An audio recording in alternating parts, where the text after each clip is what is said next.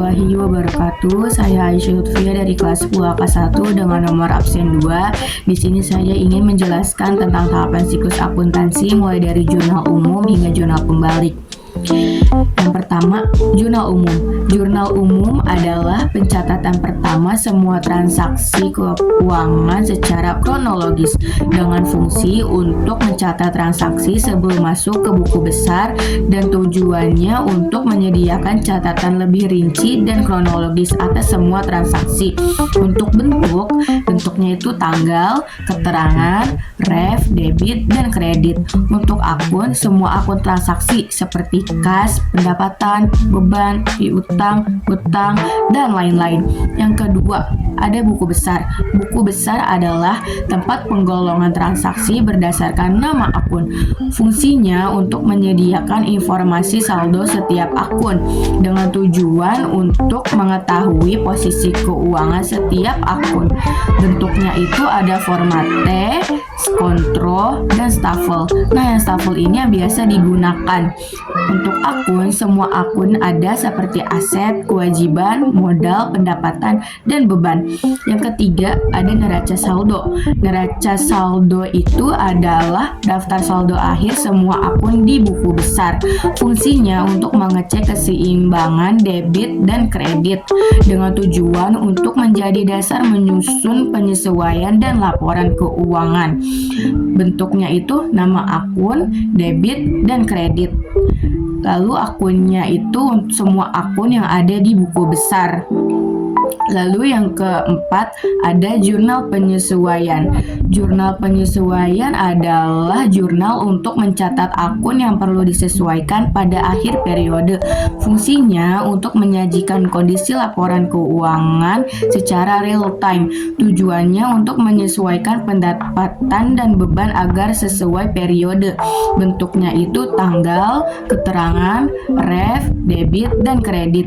Untuk akunnya ada beban perlengkapan, beban dibayar di muka, pendapatan dibayar di muka, pendapatan yang masih harus diterima, beban yang masih harus diterima, beban penyusutan aktiva tetap, beban kerugian piutang, dan persediaan barang dagang. Lalu yang kelima ada neraca lajur atau worksheet. Neraca lajur adalah kertas kerja untuk menyusun laporan keuangan dari neraca saldo dan penyesuaian. Fungsinya untuk mempermudah penyusunan laporan dengan tujuan untuk menggabungkan data transaksi dalam satu lembar. Bentuknya itu ada kolom neraca saldo, penyesuaian, disesuaikan, laba rugi, dan neraca. Untuk akun ada semua akun hasil penyesuaian dan akun-akun yang tadi ada. Lalu yang keenam ada laporan laba rugi.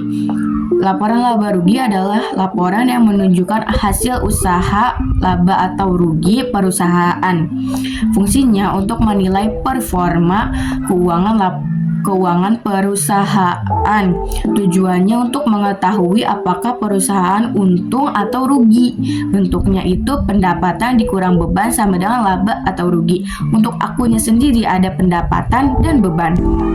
Yang ketujuh, ada laporan perubahan modal. Laporan perubahan modal adalah laporan yang menunjukkan perubahan modal selama periode. Fungsinya untuk memberikan informasi pertambahan atau pengurangan modal dengan tujuan untuk menyajikan sebab perusahaan modal. Bentuknya yaitu modal awal ditambah laba dikurang price sama dengan modal akhir. Untuk akun yang ada di perubahan modal yaitu modal, laba rugi, dan price. Yang kedelapan ada laporan neraca.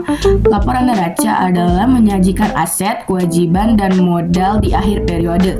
Fungsinya untuk menunjukkan posisi keuangan perusahaan dengan tujuan untuk mengetahui struktur aset dan sumber dananya. Bentuknya itu staffel atau vertikal atau kontrol atau horizontal.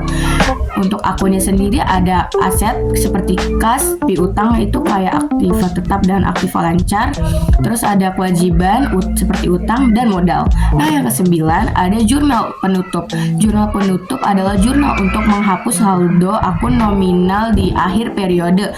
Fungsinya untuk mengakhiri periode akuntansi dengan tujuan untuk menyisakan hanya akun akun real untuk periode berikutnya. Bentuknya itu tanggal, keterangan, ref, debit, dan kredit.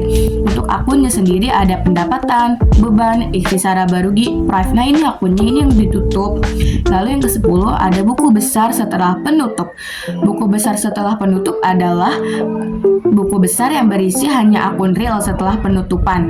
Fungsinya untuk menjadi dasar periode berikutnya. Tujuannya untuk menyajikan saldo akun yang masih aktif. Bentuknya sama seperti buku besar yang di awal. Bentuk akunnya aset, kewajiban, modal, pendapatan, dan beban sama juga seperti yang di awal. Untuk yang ke-11 itu ada neraca saldo setelah penutup. Neraca saldo setelah penutup adalah daftar akun saldo real setelah jurnal penutup diposting. Fungsinya untuk memastikan keseimbangan di akhir dengan tujuan untuk menjadikan awal bagi periode berikutnya. Bentuknya itu ada nama akun, debit, dan kredit. Untuk akunnya sendiri cuma ada 3, yaitu aset, kewajiban, dan modal. Nah, yang ke-12 atau yang terakhir yaitu ada jurnal pembalik. Jurnal pembalik adalah jurnal yang membalik sebagian penyesuaian di awal periode berikutnya. Fungsinya untuk mempermudah pencatatan transaksi baru dengan tujuan untuk menghindari pencatatan ganda atas transaksi yang sudah disesuaikan. Bentuknya itu tanggal, keterangan, ref, debit, dan kredit. Untuk akunnya itu ada beban dibayar di muka, pendapatan dibayar di muka, beban yang masih harus dibayar, pendapatan yang harus diterima, dan lain-lain. Nah, untuk semuanya jurnal itu bentuknya sama. Mungkin itu aja yang bisa saya sampaikan. Lebih dan kurangnya mohon maaf. Terima kasih. Wassalamualaikum warahmatullahi wabarakatuh.